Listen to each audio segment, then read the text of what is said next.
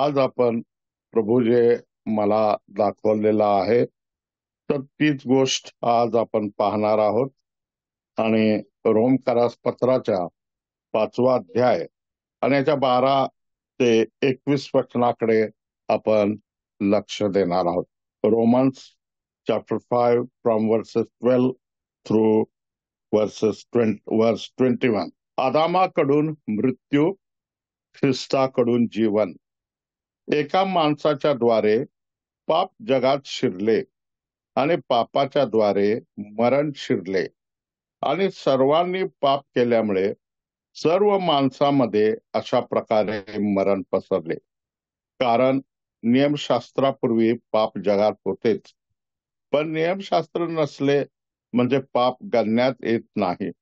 तथापि आदामापासून मोशेपर्यंत मरणाने राज्य केले. ज्यांनी आदामाच्या उल्लंघनाच्या प्रकाराप्रमाणे पाप केले नाही त्यांच्यावरही त्याने राज्य केले. आदाम तर जो येणार होता त्याचे प्रतिरूप आहे, परंतु जशी अपराधाची तशी कृपादानाची गोष्ट नाही. कारण ह्या एका मनुष्याच्या अपराधाने पुष्कळ माणसे मरण पावली, तर देवाची कृपा आणि एक मानव येशू ख्रिस्त त्याच्या कृपेचे दान ही पुष्कळ जणाकरिता विशेष करून विपुल झाली. आणि पाप केलेल्या एकाच मनुष्याच्या द्वारे जसा परिणाम झाला तसा कृपादानाचा होत नाही. कारण ज्याचा परिणाम दंडाज्ञा तो न्याय एकाच मनुष्यापासून झाला, पण ज्याचा परिणाम नीतिमान ठरणे ते कृपादान पुष्कळ अपराधांपासून झाले. कारण जर त्या एकाच इस्माच्या द्वारे त्या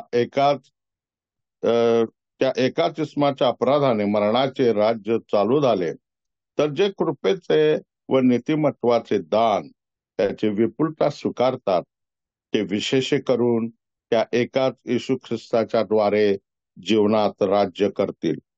तर मग जसे एकाच अपराधामुळे सर्व माणसांना दंडाज्ञा होते, तसे नीतिमत्वाच्या एकाच निर्णयाने सर्व माणसांना जीवनदायी नीतिमत्व प्राप्त होते.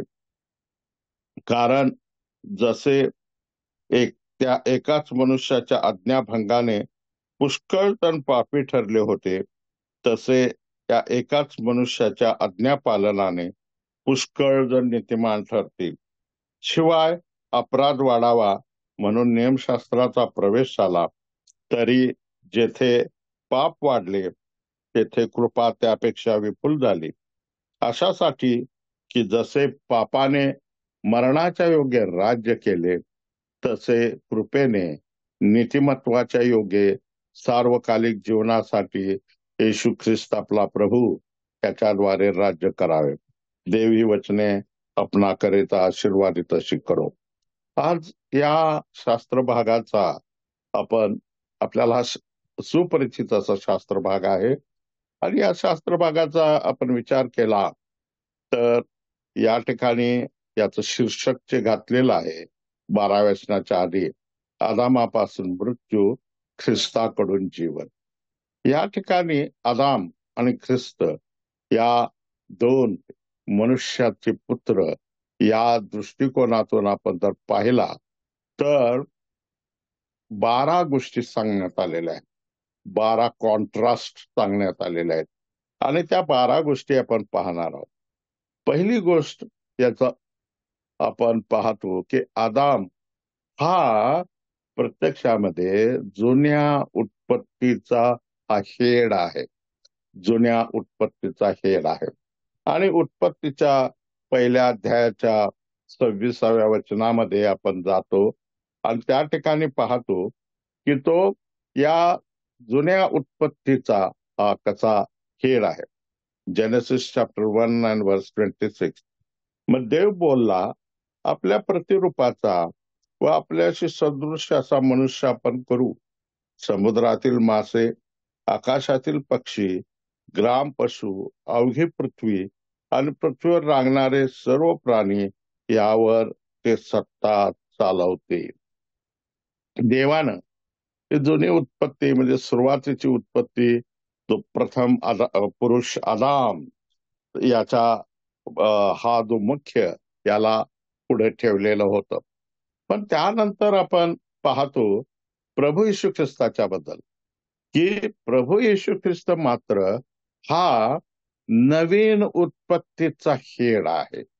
नवीन उत्पत्तीचा आपल्याला सुपरिचित असलेलं वचन आपण पाहतो, दुसरं करीन त्याचा 5वा अध्याय आणि 17 आणि 18 वचनामध्ये आपण ते पाहतो. Second Corinthians chapter 5 and verses 17 and 18. म्हणून जर कोणी ख्रिस्ताच्या ठायी असेल तर तो नवी उत्पत्ती आहे. जुने ते होऊन गेले, पहा ते नवे झाले आहे. ही सगळी देवाची करणी आहे. त्याने स्वतःबरोबर आपला समेट येशू ख्रिस्ताच्या द्वारे केला आणि समेटाची सेवा आम्हाला दिली. या ठिकाणी काय म्हटलं, जो कोणी ख्रिस्ताच्या ठायी असेल तर तो नवी उत्पत्ती आहे, नवी सृष्टी आहे. जुने ते होऊन गेले. आदाम हा जुन्या उत्पत्तीचा होता. त्याच्यामध्ये आपण पाहतो दैहिक स्वभाव आपल्याला पाहायला मिळतो, त्यामुळे त्याला आज्ञाभंग केला.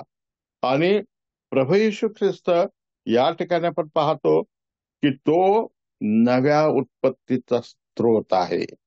नवी उत्पत्ती आम्हाला त्यानं नवीन केलेला आहे. आपण पाहतो की आमचं तारण झालं, आम्ही आपल्या पापाचा पश्चाताप केला, प्रभू येशू ख्रिस्ताला आपल्या अंतःकरणात स्वीकारलं आणि त्याला प्रभू आणि देव म्हणून तारणारा स्वीकारलं आणि आपण पाहतो की आपला उद्धार झालेला आहे. आणि उद्धार झाला म्हणजे आमचा नवीन जन्म झालेला आहे. आणि ह्या नवीन जन्माचं म्हणजे आम्ही नवी उत्पत्ती झालेलो आहे. आणि ही नवी उत्पत्ती याचा स्रोत हा आपला प्रिय प्रभू येशू ख्रिस्त आहे. आदाम जुनी उत्पत्ती आहे, तर प्रभू येशू ख्रिस्त ही नवीन उत्पत्ती. आपण या ठिकाणी नवीन उत्पत्तीचा वास्तविक तो नवीन उत्पत्ती नाही प्रभू येशू ख्रिस्त, परंतु तो त्याचा स्रोत आहे नवीन उत्पत्तीचा. त्याचप्रमाणे आपण इफिस्करास पत्र याचा 2रा अध्याय आणि 10व्या वचनामध्ये आपण पाहतो की ही इफिशियन्स चॅप्टर 2 अँड वर्स 10 आम्हाला नवी उत्पत्ती का केलं, तर त्याचं या ठिकाणी जस्टिफिकेशन उदाहरण जे दिलेलं आहे, कारण मीमांसा दिलेलं आहे. आपण सत्कृत्य करावेत म्हणून ख्रिस्त येशूच्या ठायी निर्माण केलेले असे आपण त्याची हस्तकृती आहोत. ती सत्कृत्य आचरत आपण आपला आयुष्यक्रम चालवावा म्हणून देवाने ती पूर्वी योजून ठेवली. पहा, आम्ही येशूच्या ठायी निर्माण केलेले नवीन उत्पत्ती असे आहोत. जुनी उत्पत्ती होऊन गेली, आम्ही आता प्रभूमध्ये आहोत. आणि ते कशासाठी आहोत, आम्ही सत्कृत्य करावेत आणि ते आचरत आपला आयुष्यक्रम चालवावा म्हणून देवाने ती पूर्वीच योजून ठेवलेले आहेत. म्हणून आदाम हा जुनी उत्पत्ती आहे आणि प्रभू येशू ख्रिस्त हा नवीन उत्पत्तीचा स्रोत आहे. हा पहिला कॉन्ट्रास्ट आपण पाहतो. दुसरा कॉन्ट्रास्ट आपण पाहतो की आदामानं पाप केलं. आदामानं पाप केलं आणि प्रभू येशू ख्रिस्ताच्या बाबतीत त्याच्या मुखात कधीही पाप आढळलं नाही. आणि ही गोष्ट आपण उत्पत्तीच्या 2ऱ्या अध्यायामध्ये पाहतो. आणि त्यावेळेला आपण पाहतो की आदामानं जे पाप केलं त्या पापाचा परिणाम मरण म्हणून या जगामध्ये आलं. आणि हे जे पाप त्याने केलं, आणि पाप करताना तो बोलतो काय, तो प्रभूनं ज्याला देवानं त्याला विचारलं की तू ते फळ खाल्लंच का, तो म्हणते तू जी मला स्त्री दिलीस, म्हणजे देवाला दोष देतो, तू जी मला स्त्री दिलीस त्या स्त्रीनं मला फळ दिलं आणि म्हणून मी ते खाल्लं, असं तो त्या ठिकाणी सांगत आहे, देवाला सांगत आहे. म्हणजे पहा, दोष देण्याची वृत्ती ही आदाम हा पहिला पुरुष, आपला पहिला मानव, त्याच्याद्वारे आपण पाहतो. प्रभू येशू ख्रिस्ताच्या मुखामध्ये कधी मात्र कपट आढळलं नाही. आपण पहिले पेत्र याचा 2रा अध्याय आणि 22व्या वचनामध्ये ते पाहतो. पहिले पेत्र याचा 2रा अध्याय आणि 22व्या वचनामध्ये आपण जाऊया. 1 पीटर चॅप्टर 2 and verse 22. त्याने पाप केले नाही आणि त्याच्या मुखात कपट आढळले नाही. प्रभूने कधीही पाप केलं नाही. तो मनुष्य देहामध्ये आपल्या हाडामांसाचा होऊन आला. त्याला मनुष्याच्या बद्दल सहानुभूती येते, कारण की मनुष्याची दुर्बलता त्याला माहित होते. आणि परंतु त्यानं कधीही पाप केलं नाही आणि त्याच्या मुखात कपट आढळलं नाही. आदाम त्यानं पाप केलं, त्याच्या मुखात कपट आढळलं, आपण आताच पाहिलं. पण प्रभू येशू ख्रिस्ताच्या बाबतीत बिलकुल तसं नाही, कारण तो देव आहे आणि देवाचा पुत्र आहे. तिसरी गोष्ट आपण पाहतो की त्यानं आदामानं काय केलं, एका पापाच्या मुळे अनेकांना काय केलेलं आहे, पातकी ठरवलेला आहे. 15व्या वचनामध्ये 5वा अध्याय आणि 15व्या वचनामध्ये आपण ते वाचतो की रोमकरास पत्र 5वा अध्याय 15 वचन, रोमन्स चॅप्टर 5 and verse 15, की ह्या एका मनुष्याच्या अपराधाने पुष्कळ माणसे मरण पावली. म्हणजे पहा, या एकाच्या अपराधामुळे पुष्कळ माणसे मरण पावली, कारण त्याला आज्ञाभंग केला. आणि आपण पाहतो की आज्ञाभंगामुळं, पाप त्याने केल्यामुळं या जगामध्ये मरण आलं. आणि मरण आल्यामुळं पुष्कळ माणसे मरण पावली. त्याचं कारण काय आहे ते आपण पाहतो की आपलं मूळ पुरुष आदाम याचं बीज या पापी मनुष्याच्या मध्ये आहे, या मानवाच्या संततीमध्ये आहे. आणि म्हणून आपण पाहतो की त्यानं एक पाप केलं आदामानं, आणि आपण पाहतो पुष्कळ माणसे मरण पावलेले आहे. परंतु प्रभू येशू ख्रिस्ताच्या एका आज्ञा पालनानं आपण पाहतो की पुष्कळांना काय केलेलं आहे, नीतिमान असं ठरवलेलं आहे. पुष्कळांना नीतिमान ठरवलेलं आहे.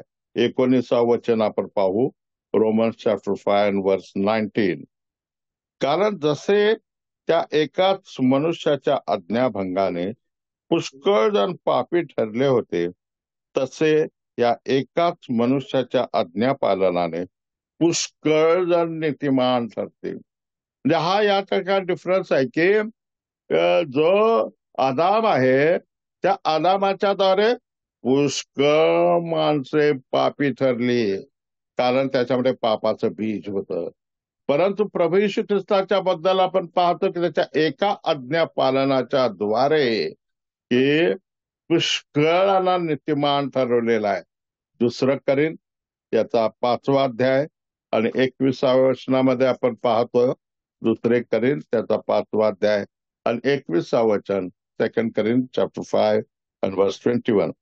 ज्याला पाप ठाऊक नव्हते त्याला त्याने तुमच्या आमच्या करता पाप असे केले, यासाठी की आपण त्याच्या ठाई देवाचे नीतिमत्व असे व्हावे. पहा, प्रभू आमच्यासाठी पाप असा झाला. त्याच्या ठाई पाप नव्हतं, परंतु तो आमच्यासाठी पाप असा झाला आणि त्याला पाप ठाऊक नव्हतं. आणि त्यानं का तो पाप आमच्यासाठी झाला, की आपण त्याच्या ठाई देवाचे नीतिमत्व असे व्हावे. म्हणजे एका पुरुष जो आदाम याच्याद्वारे पुष्कळांना, पुष्कळ जण काय झाले, अपराधी ठरलेले आहेत. परंतु प्रभू येशू ख्रिस्ताच्या एका आज्ञा पालनाच्या द्वारे आपण पाहतो की पुष्कळ जण नीतिमान ठरलेले आहेत. आम्हाला नीतिमान ठरवलेलं आहे. प्रत्यक्षात आपण पाहतो आम्ही नीतिमान नाही आहे, की आम्हाला जसं अब्रामाच्या बाबतीत म्हटलेलं आहे की त्याचा विश्वास त्याला नीतिमत्व असा गणण्यात आला, रेकंड. तो प्रत्यक्षात नीतिमान नाही आहे, पण त्याला देवानं गणलं तसं आम्हाला सुद्धा प्रभू येशू ख्रिस्ताच्या ठाई नीतिमान असं गणलेलं आहे. ही गोष्ट आपण म्हणजे तिसरी गोष्ट पाहिली. पहिली, आदाम हा आमचा जुनी उत्पत्ती आहे. आणि या ठिकाणी आपण पाहतो की प्रभू येशू ख्रिस्त हा आमचा नव्या उत्पत्तीचा स्रोत आहे. दुसरी गोष्ट आपण पाहिली, आदामानं पाप केलं, प्रभूनं त्याच्या ठाई पाप नव्हतं, त्याच्या मुखात कपट नव्हतं.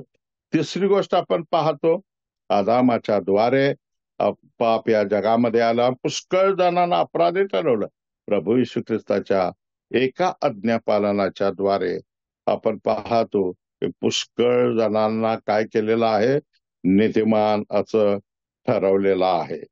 आपण त्याच्यानंतरची गोष्ट पाहतो की चौथी गोष्ट की आदाम हा जो आहे हा जीवधारी असा प्राणी म्हणून तो झाला. परंतु प्रभू येशू ख्रिस्त हा कसा आहे आपण पाहतो की पहिलं करीन 15वा अध्याय आणि 45वा वचन.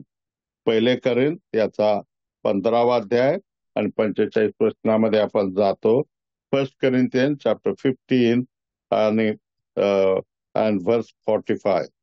त्याप्रमाणे असा शास्त्रलेख आहे की पहिला मनुष्य आदाम जिवंत प्राणी असा झाला, शेवटला आदाम जिवंत करणारा आत्मा असा झाला. पहा की देवानं आदामाच्या नाकपुड्यामध्ये श्वास फुकला आणि जीवधारी असा प्राणी झाला, तो जिवंत प्राण्याचा झाला. पण शेवटचा आदाम हा प्रभू येशू ख्रिस्त हा जिवंत करणारा आत्मा असा झालेला आहे. आम्ही जे आमच्या पाप आणि अपराध याच्यामध्ये मृत झालेलो होतो, त्या आम्हाला त्याने जिवंत केलेला आहे. प्रभू येशू ख्रिस्तामध्ये जिवंत केलेला आहे.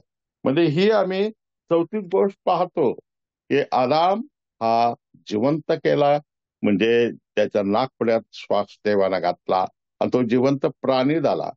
परंतु आम्ही पाहतो प्रभू येशू ख्रिस्ताच्या द्वारे आम्हाला काय झालेलं आहे, आम्हाला जिवंत देवानं केलेलं आहे. ही आपण चौथी गोष्ट पाहिली. त्याच्यानंतर पाचवी गोष्ट आपण पाहतो, आदाम हा मातीपासूनचा होता आणि ख्रिस्त मात्र हा स्वर्गातून आलेला आहे. आदाम हा मातीपासून बनवलेला आहे, आम्ही मातीपासून बनलेला आहोत. परंतु ख्रिस्त जो आहे तो की स्वर्गातून आलेला आहे. पहिलं करीन याचा 15वा अध्याय आणि 47 वचनामध्ये ते पाहतो. फर्स्ट करिंथियन चॅप्टर 15 अँड वर्स 47. पहिला मनुष्य भूमीतून म्हणजे मातीचा आहे, दुसरा मनुष्य प्रभू हा स्वर्गातून आहे. आपला प्रभू स्वर्गातून आहे, मातीतून नाही. आम्ही मातीतून आहोत. आणि ही गोष्ट आपण जी आहे ती पाचवी गोष्ट पाहिलेली आहे. आपण त्याच्यानंतर सहावी गोष्ट पाहतो, आदाम आणि ख्रिस्त यांच्या संदर्भामध्ये आपण पाहतो की आदामानं मरण या जगामध्ये आणलं. आदामानं या जगामध्ये मरण आणलं. आपण ते मगाशी वाचलं की 12व्या वचनामध्ये पाहतो, एका माणसाच्या द्वारे पाप जगात शिरले. रोमन्स चॅप्टर 5 वर्स 12. एका माणसाच्या द्वारे पाप जगात शिरले आणि पापाच्या द्वारे मरण शिरले. आणि या ठिकाणी आपण पाहतो प्रभू येशू ख्रिस्ताच्या बाबतीत मात्र आपण पाहतो की त्यानं आम्हाला जीवन दिलेलं आहे. आदामाकडून मरण आहे, तर आम्हाला ख्रिस्ताकडून जीवन आहे. 17व्या वचनात आम्ही पाहतो ते विशेष करून त्या एकाच येशू ख्रिस्ताच्या द्वारे जीवनात राज्य करतील. शेवटचा भाग 17 वचन रोम 5:17. ते विशेष करून त्या एकाच येशू ख्रिस्ताच्या द्वारे जीवनात राज्य करतील. आणि योहान सुसमाचार याचा 10वा अध्याय आणि 10व्या वचनात आपल्याला सुपरिचित असं वचन आहे की त्या ठिकाणी प्रभूने स्वतः काय म्हटलंय पहा, की चोर येतो तो केवळ चोरी, घात व नाश करायला येतो. मी तर त्यांना जीवन प्राप्ती व्हावी व ती विपुलपणे व्हावी म्हणून आलो आहे. आम्हाला जीवन देण्यासाठी प्रभू आलेला आहे. आदामानं मात्र काय आम्हाला दिलं की मरण असं दिलेलं आहे. आणि आपण पाहतो ही 6वी गोष्ट आपण पाहिली. 7वी गोष्ट आपण पाहतो, आदाम हा पापिष्ट स्वभावाचा होता आणि आपण पाहतो की तो पापाच ती ती संतती आहे. आणि प्रभू येशू कारण स्तोत्र करता 91 मध्ये 5व्या वचनामध्ये म्हणतो की मी जन्माचाच पातकी आहे. मी मला गर्भरूप धारण केलं तेव्हाचाच मी पातकी आहे. प्रभू येशू ख्रिस्ताच्या बद्दल मात्र आपण पाहतो की तो मात्र आम्हाला काय करतो की निष्पाप असा स्वभाव तो देतो. 19व्या वचनात आपण पाहतो की कारण जसे त्या एकाच मनुष्याच्या आज्ञाभंगाने पुष्कळ जण पापी ठरले, तसे ह्या एकाच मनुष्याच्या आज्ञापालनाने पुष्कळ जण नीतिमान ठरतील. 8वी गोष्ट आपण पाहतो की आदाम याच्याद्वारे आम्हाला दोषारोप झाला, आमच्यावरती दोषारोप आलेला आहे. परंतु ख्रिस्ताच्या द्वारे आम्ही नीतिमान ठरलेलो आहोत. त्यासाठी आपण पाहतो की 16 ते 18 वचनामध्ये पाहतो की आदाम याच्याद्वारे आम्हाला काय दोषारोप आलेला, दंडाज्ञा आलेली आहे. आणि प्रभू येशू ख्रिस्ताच्या द्वारे मात्र हे आम्हाला त्यानं नीतिमान ठरले. 9वी गोष्ट आपण पाहतो की आदाम हा देवाच्या गौरवाला उणे पडला, पण ते गौरव प्रभू येशू ख्रिस्तानं पुनर्स्थापित केलेला आहे. त्यानं कृपेच्या द्वारे 3रा अध्याय आणि 24व्या रोमकरात पत्रामध्ये आपण पाहतो की त्यानं आम्हाला खंडून घेतलेला आहे आणि कृपेच्या द्वारे त्यानं आम्हाला कृपा पुरवलेली आहे. 10वी गोष्ट आपण पाहतो की आदामानं देवाचा अपराध केला, परंतु प्रभू येशू ख्रिस्तानं देवाला संतोष केला. हा माझा परमप्रिय पुत्र आहे, त्याच्याविषयी मी संतुष्ट आहे असं म्हटलेलं आहे. 11वी गोष्ट आपण पाहतो, आदामाच्या द्वारे मरणानं राज्य केलेलं आहे, परंतु ख्रिस्ताच्या द्वारे आपण पाहतो की आम्हाला सार्वकालिक जीवन प्राप्त झालं आहे. आदाम यानं प्रत्यक्षामध्ये पाप विपुल असं आणलं, परंतु प्रभू येशू ख्रिस्ताच्या द्वारे विपुल अशी कृपा प्राप्त झाली की त्यांना मला ख्रिस्ताच्या ठाई नवी उत्पत्ती केलेली आहे. त्यांचा उद्धार झालेला आहे, त्यांचा तारण झालेला आहे. त्या प्रत्येकाच्या बाबतीमध्ये देवानं त्याला नवीन उत्पत्ती केली आहे.